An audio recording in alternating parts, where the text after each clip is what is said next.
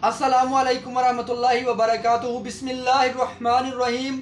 नाजरीन, uric acid को कम करने का तरीका आज बताएंगे।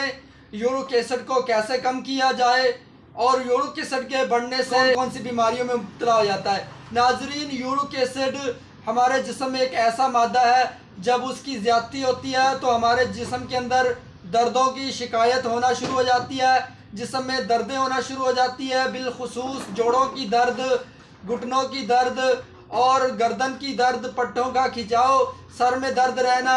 नाजरीन, ये तमाम की तमाम यूरिक एसिड की अलामात हैं कि यूरिक एसिड बढ़ गया है।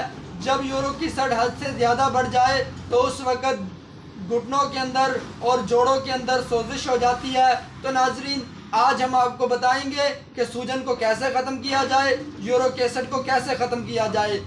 नुस्खा आप नोट करें। हरड़ जलाबा 3 तोले, रेवन सारा 3 तोले, सकमुनिया 2 तोले।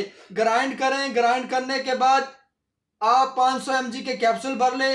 3 कैप्सूल सुबह दोपहर शाम खाना खाने के बाद इस्तेमाल करें। वही लोग इस्तेमाल करें जिनका यूरिक एसिड बढ़ा हुआ है, जोड़ों में दर्द है और कब्ज़ रहती है। इंशाअल्लाह जोड़ों की दर्दें, यूरिक एसिड इस नुस्खे से तहलील होकर खारिज हो जाएगा।